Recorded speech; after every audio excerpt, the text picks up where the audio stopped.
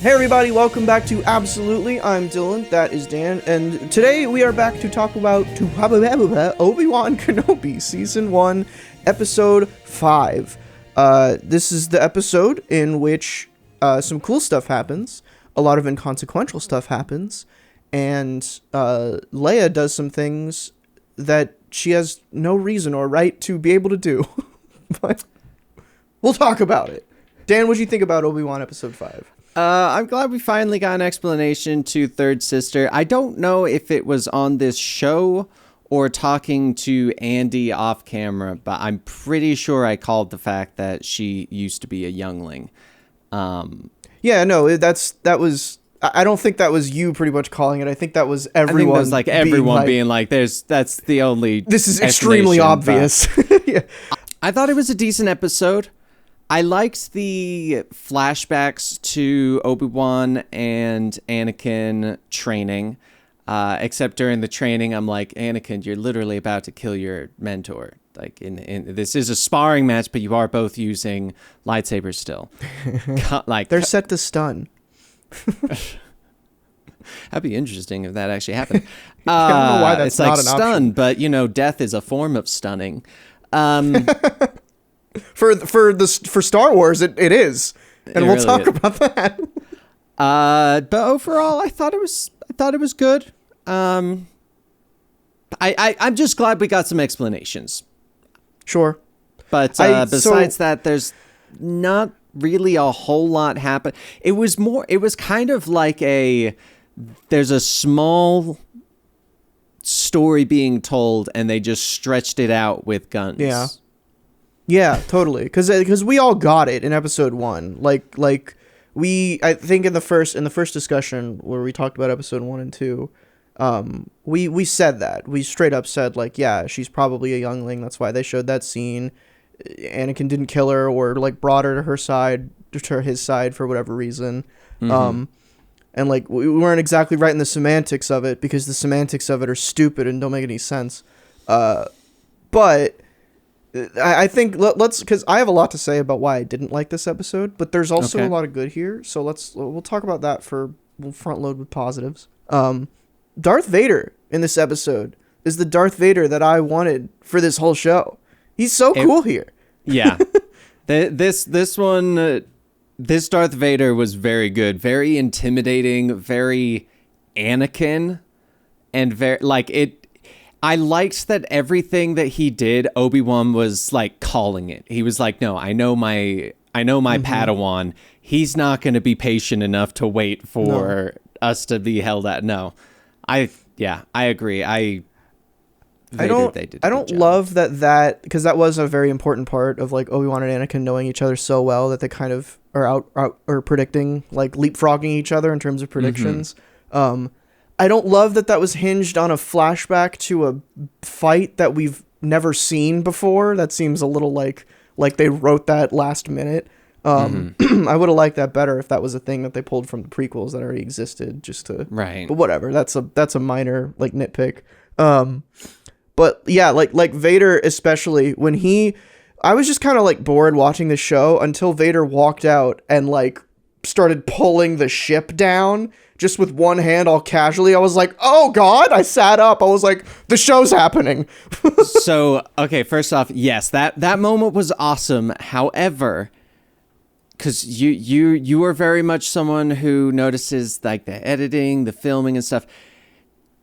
Was it just me or was the perspective very weird? Because they made him either look enormous or the ship look tiny. Like the positioning of it, like I understood kind of what they were going for, but it just felt off. That it felt like they were like, hey, this massive basically freighter is like a small like smart car kind of size thing. Like I think what they were going for was they wanted, well, for two reasons. They shot it wide and only wide, probably because you don't have to get close to Vader or the ship, so that saves money on CG.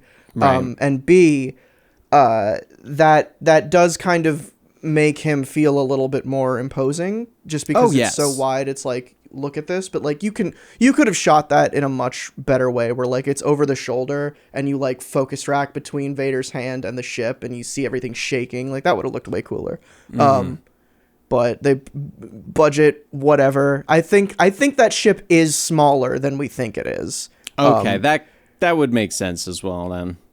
But also, I don't know, because then a smaller ship comes out of that ship, and then like, I mean, this show's so weird because a smaller ship, there's always a bigger fish. A smaller ship comes out of that ship, and then Vader just is like, oh no, he outsmarted me. Why not just pull the smaller ship back down? Right. I don't know. I don't know, but the ease in which he did that was so much like, this is so Vader. Cool. Like this. That's like, did you play The Force Unleashed at all? I don't think I played that one, sadly. I heard a ton about it, but that game, those games are like, they're sometimes criticized for making the Force a little bit too powerful, because you're playing Starkiller, who's like demonstrates abilities with the Force that have never been seen in any movie ever. And one of the scenes is where it's a quick time event where you're pulling down one of the like Empire like capital ships. I don't remember what they're called, but the big like triangle ones with the Force, like Vader does in this episode. And it's so cool. It's such a cool moment, and it's very reminiscent of this episode. But yeah, that like the Vader fight scene between him and Third Sister, where he like refuses to pull out his own lightsaber, and he's just like using the Force to push her around and mess with her. Finally got. Was it us talking about it? No, it was in our movie review with Star Wars of the throwing of the lightsabers. Because Vader is the very first time, at least that I can recall, who's thrown a lightsaber that's like the blade is still out and then pulls it back to himself in a boomerang sort of fashion. This show is so like I realized this week, but last week I was like, the plot is kind of uninteresting and I don't really care. But then when action scenes happen, like they have interesting takes on like what a Jedi can do or what someone with a lightsaber can do, and it's really well done. And that's this show, this episode, the same thing happened for me, where I was like, anytime characters are talking or explaining themselves, I'm like, none of what you're saying makes sense, and I don't believe it or care. And then Vader shows up and he's doing like, or even like Obi Wan, when he was like, he was hitting bullets back like he was playing baseball, like he was going whoosh. Right. It looks so cool. I feel like that's actually like a big benefit that they have is when it comes to the plot. There's only so much you can do with a plot that has a very established before and a very established after, whereas with the action, basically what you have to do is go, hey, just so you know, the entire universe thinks that Vader is like the most powerful Sith Lord in existence. Go. Like, make him look that powerful. And they do that by making him use the Force and be able to hold down his ship. And not even just hold down the ship. Like, that was one thing. But when he basically just flicks aside and just rips open the hull, it's just like, this is where those legends come from. Like, these people that see it and they escape, it's like, no, Vader flicked open a ship, basically. Like, and I think that's really why we do enjoy these action scenes so much, is because that's where they get all the freedom that they want. And I bet a large portion of these people probably played Force Unleashed. I would not be surprised if they've played a lot of the video games in general, because a lot of the stuff that they do feel very video game fight-like. Right.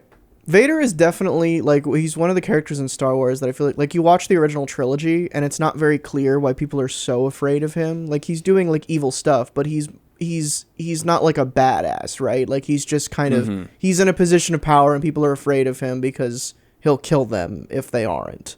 But like then the expanded universe comes around and they're like, no, Darth Vader is like cool, like he's kind of awesome. And this show had the chance to show us that in movie form, and we didn't really get that until this episode. But like this episode, I'm like, oh yeah, this is the same Darth Vader that did the stuff that he does in the comics, and like Vader Down, where he's like fighting a million rebels and he doesn't give a shit because he's Darth fucking Vader. Right.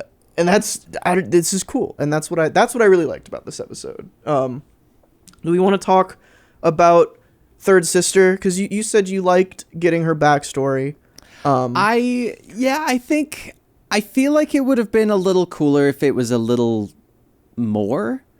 Mm-hmm. Like, okay, so it wasn't exactly what we were all expecting. It was what we expected. I kind of wanted to see a little more of the in-between. Like, okay, so she survived Order 66 as a youngling, but then she became a Sith Inquisitor. What happened? What happened there? How do you I was thinking go the same from thing. Youngling that... I have a feeling that she very clearly got stabbed and survived. Right. Because, How? that's, like, I think that's why... Vader is like, did you think I didn't remember? Right. Like, which is so weird. Like, what does that mean? Because if Vader knew that he didn't kill her, then was his plan really to wait like 20 years, make her an Inquisitor, turn her into a puppet so he could get Obi Wan out of hiding? Oh no, I think it was more of a... I have a feeling he didn't know that he didn't kill her, and she just survived out of sheer will. Went on and how many other Jedi turned to the dark side and became Sith Inquisitors and stuff like that after Order 66, and he was probably just like, you know what, like the anger, like the hate is within you. Yeah, that's gonna make you a good Sith. Like, and at the end of the day, he's also like, I don't have to worry about you. It's not like I care. It's not like I have to care. Like, you're a little kid. You literally are a little kid compared to me. I have years of experience, and I'm freaking Vader. That's the weird thing about this to me is like, because I'm just going to get this out of the way because I can already feel the comments when I said, how did she survive? I get it that people like Darth Maul survived getting chopped literally in half. We saw it happen. Both of his two halves of his body fell down a shaft separately. And then he became a mechanical spider. Yeah, it's true. So like, people can survive things in Star Wars. My problem with that is if everyone can survive everything ever, then death has no meaning. There's no stakes to it. And you might as well just start telling stories that don't involve death at all, that's fine. Do that. You do read comics, but right. But like, no, I know, but like the thing with comics is like there's so many comics where like death isn't the point, right? Like we're just fighting, and they make it interesting in other ways. But when you kill a character in this episode and it's supposed to have such a meaningful impact, and it doesn't because who really cares about Tala, like that character? I don't.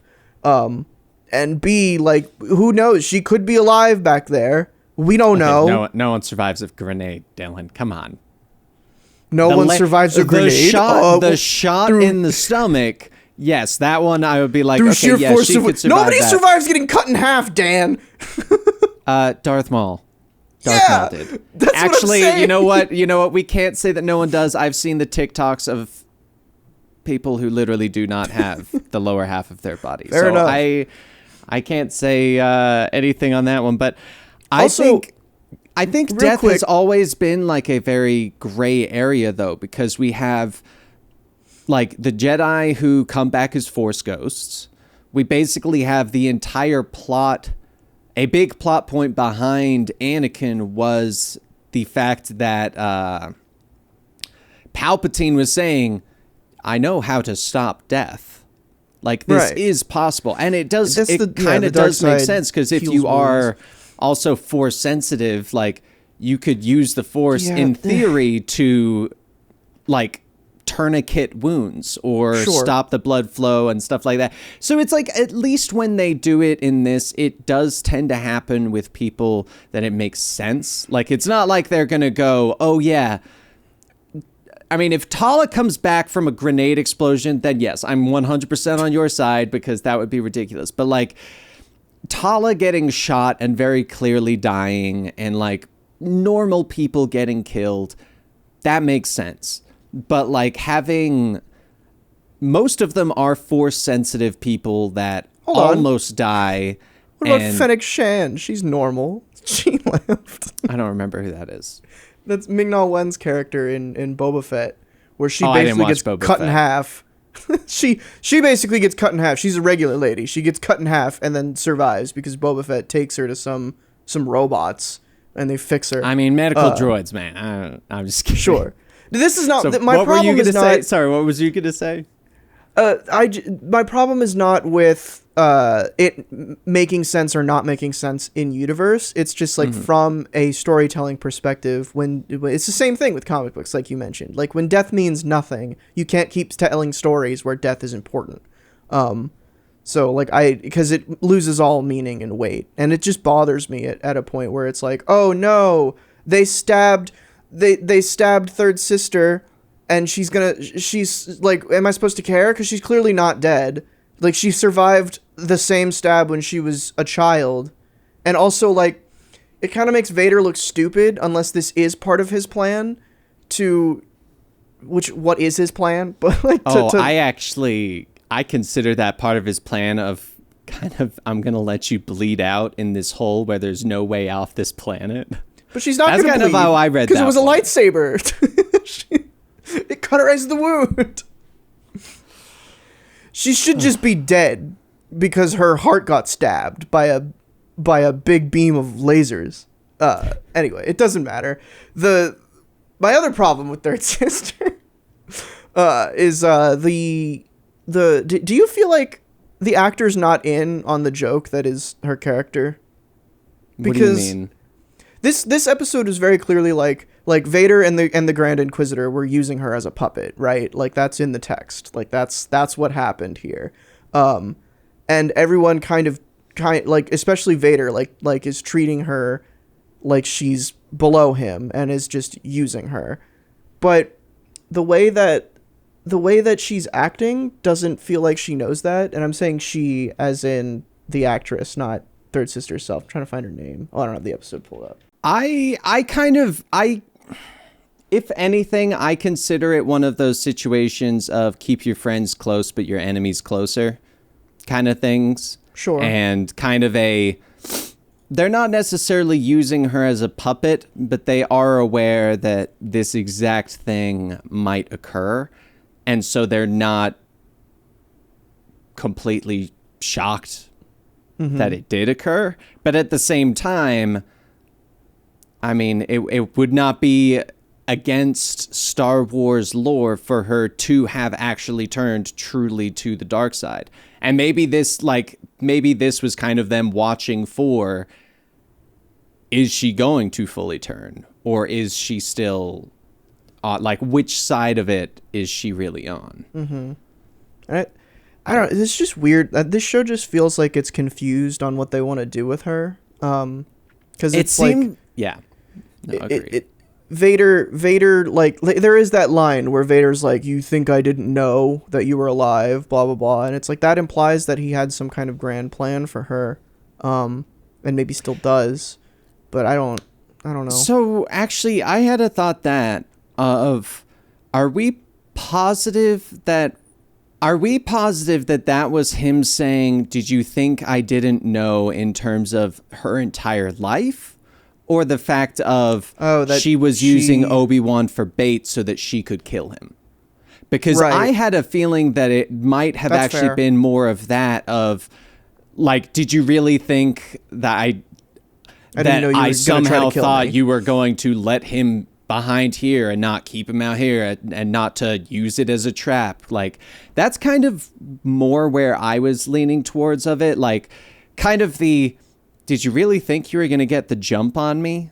Like, did you really think that I was going to let down my guard and let just some random person let me get distracted and then cut me in half so that I can fall down a pit and then become half spider? Like, I mean, that's what happens to the Darths. Like, that's kind of where I was more seeing that one, was that it was more that situation specifically of, you're not going to get the jump on me. You're not going to trick me. You're not going to lay a trap. I am aware of all of this. I'm much smarter and more tactical than you actually think. Because, I mean, who would have actually thought they could go, oh, yeah, I'm going to bait and switch Vader. Right. Like, that's kind of where I was more feeling that one. That's what I'm saying, because like from our perspective, like, yeah, third sister thinking she can get the jump on Vader is like a joke, right? Like, no, who are you to think that you can do that? But then like it just seems like the actor is not, or maybe the writing of that character is not like in on the fact that everything she's doing is fruitless and she's playing right into Vader's hand. Well, yeah, it's called good acting. If she seemed like she knew that was a fruitless attempt, then that would be that's metagaming, Dylan. That's metagaming your D&D campaign. There's more of like there's a nuance, right? Like, I can't think of a good example right now because I'm tired. I woke up an hour ago. But there's nuance to like playing a character who you know is something that she isn't. Like playing something straight versus playing something where there's more of a plan going on. Like, especially like before this, I didn't get the vibe that she did want to kill Vader. It just seemed like she wanted to kill Obi Wan, which I know was the point because it was supposed to be a reveal. But I don't know. There's like, especially when Ewan McGregor is in the show, who's like a master of nuance. I don't want to like harp on Moses Ingram's acting, but because I think it's more of a writing problem, like a larger problem with the show than what she's doing. But anyway, I think we've harped on third sister enough. So did you have an issue with Leia in this episode like I did, or?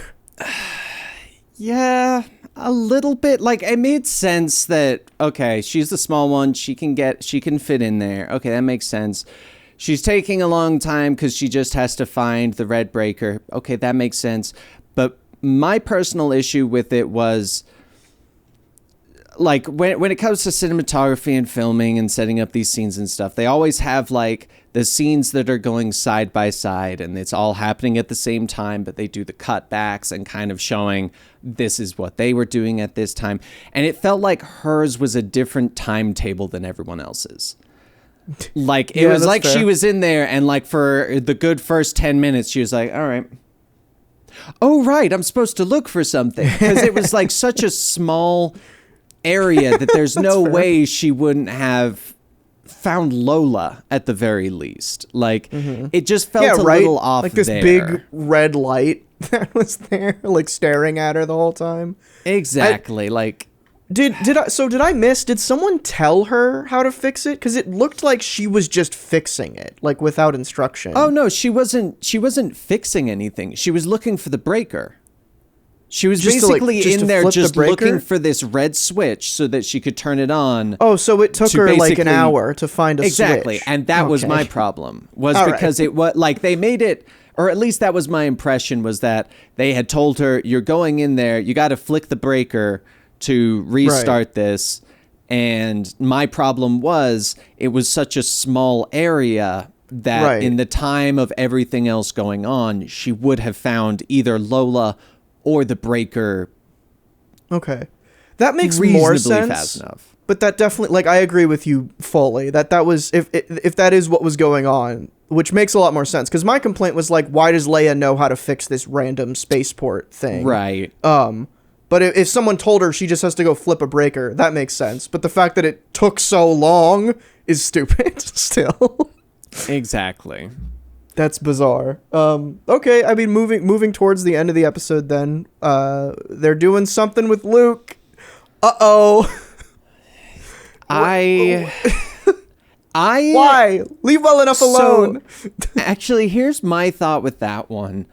I'm wondering if this is going to be them kind of, third sister is going to do some sort of redemption and somehow make it to explain why they would not have gone to get Luke.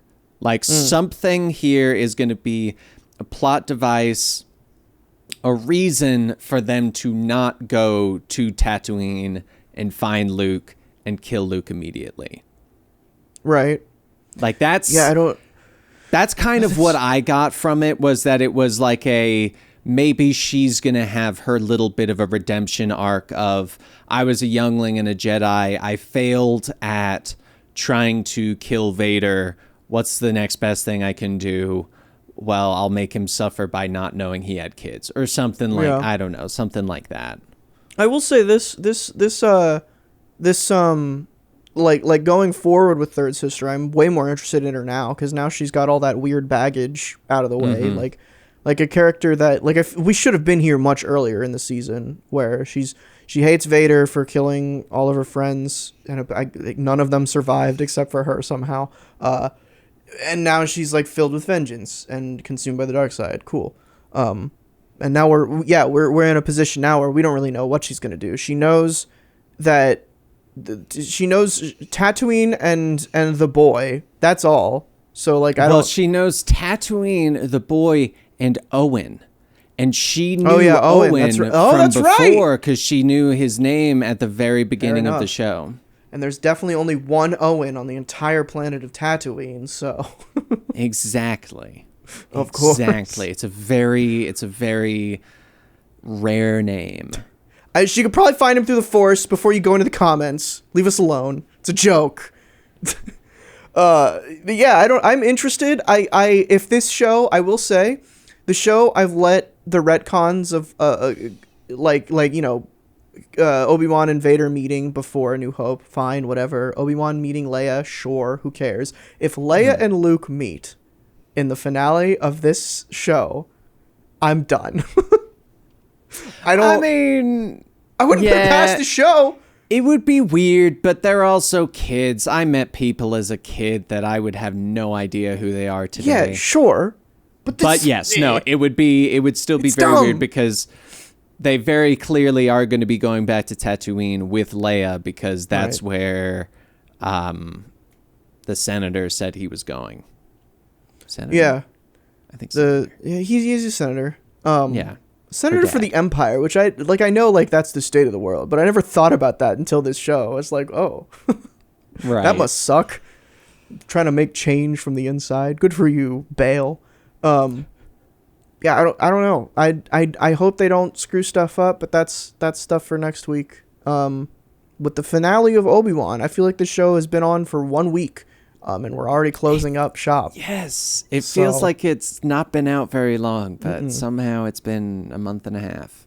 Yep, that's 6 episode seasons for you, especially when they do 2 the first day. All right. Other than that, this has been Absolutely. I'm Dylan, that's Dan. Stay tuned next week for the finale, the season finale, probably series finale, of Obi Wan Kenobi with episode 6.